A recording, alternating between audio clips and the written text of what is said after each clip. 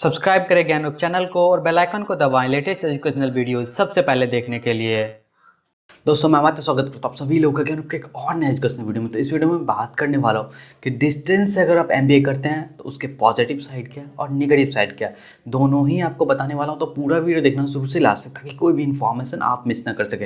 और हाँ, अगर आप चैनल पर नए हो तो सब्सक्राइब करके बेल आइकन जरूर क्लिक कर लो। मेरा इंस्टा हैंडल है ज्ञानरूप, अगर आप मुझे वहाँ पे फॉलो करते हैं तो आपको एमबीए से रिलेटेड तमाम तरीके की जानकारी डेली मिलता रहेगा, जॉब से रिलेटेड भी और कॉलेजेस के प्लेसमेंट से रिलेटेड भी मिलता रहेगा। तो बिना ही टाइम वेस्ट के आइए वीडियो स्टार्ट करते हैं। तो सबसे पहले बात करते हैं पॉजिटिव पॉइंट्स से। पॉजिटिव पॉइंट्स हैं, काफ़ी अच्छे पॉजिटिव पॉइंट्स हैं इसके। तो सबसे पहले अगर मैं बात करूं तो एलिजिबिलिटी क्राइटेरिया की बात करूंगा। बहुत ही आसान एलिजिबिलिटी क्राइटेरिया, इसमें ये नहीं देखा जाता कि आप किस कैटेगरी से आ रहे हैं, आपका ग्रेजुएशन में क्या परसेंटेज है। आपने ग्रेजुएशन किया हुआ है तो आप एलिजिबल हैं डिस्टेंस से एमबीए करने के लिए। कोई ऐसा कोई एग्ज़ाम नहीं होता है। हाँ, कुछ एक ऐसे हैं कॉलेजेस या यूनिवर्सिटी जहाँ पे डिस्टेंस के लिए भी एग्ज़ाम होता है, पर उनका कोई ऐसा नहीं है कि वो कैट मैट जैट और सी मैट जैसा टफ होता है, बहुत ही आसान होता है। यूँ कहें तो नाम मात्र के लिए होता है। और दूसरा पॉजिटिव पॉइंट क्या है कि यहाँ पे कोई एज बार नहीं है। आप कितने भी एज के हैं, कोई ये नहीं है कि आपने 40 साल हो गया आप तो नहीं कर सकते हैं, या आपका 25 साल ही है तो आप नहीं कर सकते। आपने ग्रेजुएशन किया है, आप किसी भी एज ग्रुप से हैं, आप डिस्टेंस से एमबीए कर सकते हैं। ये यहाँ पे आपको सहूलियत मिलती है। और तीसरा क्या है कि कोई कंपटीशन नहीं होता। जब मैं बोलता हूँ कोई कंपटीशन नहीं होता, इसका मतलब ये है कि अगर आप, जैसे मैंने पहला पॉइंट बताया कि एलिजिबिलिटी होनी चाहिए, आप ग्रेजुएशन में हैं और एग्ज़ाम नहीं होता। कुछ जगहों पे एग्ज़ाम होता है, लेकिन उसके बावजूद क्या होता है कि ना तो आपका ग्रुप डिस्कशन होता है, ना आपका पर्सनल इंटरव्यू होता है, ना वहाँ पे कोई आपका ऐसा ऐसे राइटिंग वगैरह होता है, कुछ भी नहीं होता। यानी कि कोई कंपटीशन नहीं होता है एडमिशन लेने में, ज़ीरो कंपटीशन होता है। तो ये सबसे बड़ा पॉइंट है कि अगर आप ग्रेजुएट हैं तो आप एडमिशन ले सकते हैं, कोई कॉम्पिटिशन वाली बात नहीं होती डिस्टेंस एमबीए में। और चौथा पॉइंट क्या है कि स्टडी आप अपने कन्वीनियंस से कर सकते हैं, क्योंकि यहाँ पे क्या होता है, कोई क्लास लगाने की बाध्यता नहीं होती कि आपको क्लास लगाना ही लगाना है। आपको इतना परसेंट आपका अटेंडेंस जो है वो होना ही होना चाहिए, आप इस दिन इतने इतने बजे क्लास में होना ही होना चाहिए। ये कोई बाउंडेशन नहीं है डिस्टेंस में।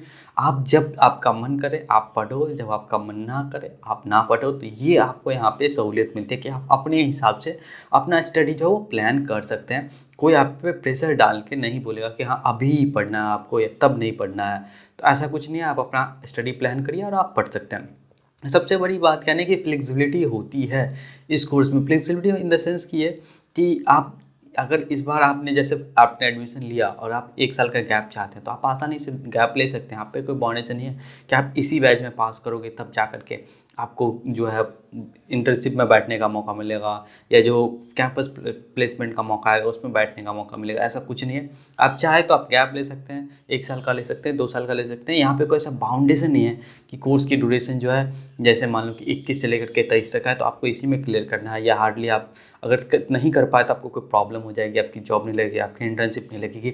यहाँ इस तरह की कोई बाउंडेशन नहीं है, तो काफ़ी फ्लेक्सिबिलिटी मिलता है। और सबसे बड़ी बात जो लास्ट पॉइंट ये है पॉजिटिव पॉइंट्स में कि ये अफोर्डेबल फ़ी वाले कॉलेजेस होते हैं। यानी कि डिस्टेंस अगर आप एमबीए करते हैं तो बहुत ही कम आपका खर्चा आता है, 20-1 हज़ार रुपये तक आपका हो जाता है। बहुत सारे ऐसे यूनिवर्सिटीज़ हैं जहाँ पे आपका 5 हज़ार में आपका काम हो जाएगा। डिस्टेंस में आपको कोई ज़्यादा फ़ी देने की जरूरत नहीं पड़ती, हार्डली 20।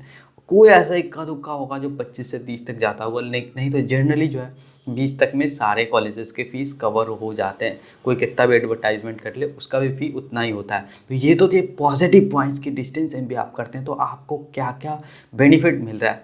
हाँ, बेनिफिट मिलता है, अच्छी बात है, लेकिन इसका एक नेगेटिव साइड भी है जिसके बारे में अब अपन बात करते हैं। तो अगर नेगेटिव पॉइंट्स की मैं बात करूं तो सबसे पहले जो पॉइंट आता है वो लैक ऑफ स्पेशलाइजेशन। यानी कि डिस्टेंस से जब आप एमबीए करते हैं ना तो उतने ज़्यादा स्पेशलाइजेशन करने का आपके पास ऑप्शंस अवेलेबल नहीं होता है। अगर किसी किसी कॉलेजेस में होता भी है तो बहुत ही कम होता है, लिमिटेड स्पेशलाइजेशन होते हैं। ऐसा नहीं है आपके पास 10-15 ऑप्शन होंगे उसमें से आपको एक चूज़ करना का 2-4 मिल जाएंगे। अगर नहीं तो जनरली क्या होता है कि एक कोर सब्जेक्ट ही पढ़ाते हैं और आपका एमबीए कंप्लीट हो जाता है 2 सालों में। और इसी से अगला पॉइंट क्या है कि लैक ऑफ एक्सपोजर, यानी कि आपको कुछ नया सीखने का मौका नहीं मिलता है। अगर आप काम कर रहे हैं कहीं पे और तब डिस्टेंस एमबीए कर रहे हैं तो आप थोड़ा बहुत काम पे कुछ सीख भी जाएंगे। लेकिन अगर आप काम नहीं कर रहे हैं, आपने ग्रेजुएशन किया और आपने डिस्टेंस पे एमबीए करना शुरू कर दिया, तो ट्रस्ट मी आप कुछ भी नहीं सीखेंगे, कुछ भी नहीं। आपका एक्सपोजर जो है जीरो रहेगा, आपको कुछ नया सीखने का मौका नहीं मिलने वाला, और ना ही कुछ ऐसी चीज़ें समझ में आएगी कि एक्चुअल में काम कैसे होता है, या जो आप पढ़ रहे हैं उसका इम्प्लीमेंटेशन किन तौर तरीक़ों से किया जा सकता है, ये सब सीखने का मौका आपको नहीं मिलेगा डिस्टेंस एमबीए में। और फिर चौथा क्या है, तीसरा पॉइंट क्या है कि यहाँ पे आपके नेटवर्क अपॉर्चुनिटी जो है वो जीरो है। आप अपना नेटवर्क ग्रो नहीं कर सकते हैं। इसका एग्जांपल ऐसा है कि जो एमबीए है, जो रेगुलर एमबीए है, उसमें क्या होता है, सबसे बड़ा बेनिफिट और सबसे बड़ी आपकी जो अर्निंग होती है वो आपका होता है नेटवर्क। कि आपने अपना नेटवर्क कितने के साथ बिल्ड करा, आपका नेटवर्क कितना बड़ा है, ये आपको आगे चल के जॉब में भी बहुत ज़्यादा मदद करता है। लेकिन डिस्टेंस एमबीए में आपका कोई नेटवर्क नहीं होता, इसलिए कि वहाँ पे कोई रेगुलर क्लास नहीं होता है। अगर आप किसी के साथ दिन में 5 6 7 घंटे बैठ ही नहीं रहे तो उससे क्या आपकी बाउंडेशन होगी, किसी से मिल ही नहीं रहे। एग्ज़ाम के दिन आप मिल रहे हैं तो आपको पता ही नहीं कि कौन आपके साथ पढ़ने वाला है, कौन दूसरे सब्जेक्ट का बंदा आपके बगल में बैठ के एग्ज़ाम दे रहा है। तो नेटवर्क अपॉर्चुनिटी इसमें ज़ीरो है, जो एमबीए के लिए बहुत ज़्यादा इंपॉर्टेंट होता है। और अगला पॉइंट क्या है कि tough to make study balance.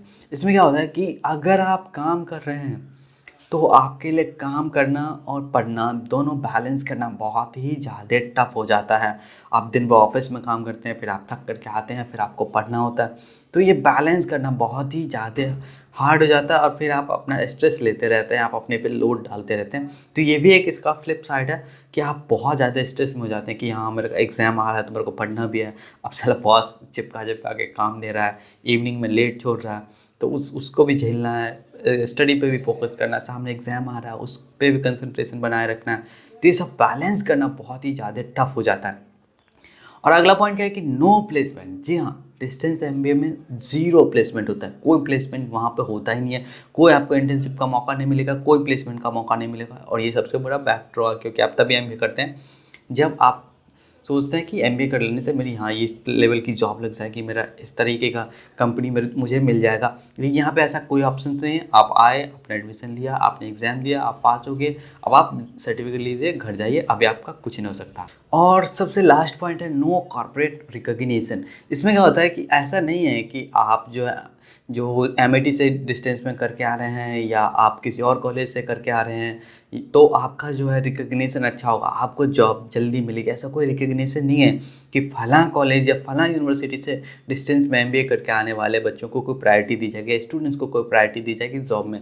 ऐसा कोई रिकॉग्निशन नहीं है। जैसे आईआईएम करके आप आईआईएम से आते हैं तो एक अलग ही ऑरा होता है, आप आईआईटी से आते हैं तो एक अलग ही ऑरा होता है, आप एफएमएस से आते हैं तो अलग ही ऑरा होता है, और उसकी रिकॉग्निशन अलग ही लेवल की होती है। लेकिन यहाँ पे आपको जीरो रिकॉग्निशन मिलने वाला है। चाहे तो आप किसी लोकल यूनिवर्सिटी से कर लें या जो प्रचार के दम पे अपने आप को पूरे इंडिया में फैला चुके हैं उन यूनिवर्सिटी से कर लें, कोई भी रिकॉग्निशन नहीं मिलने वाला।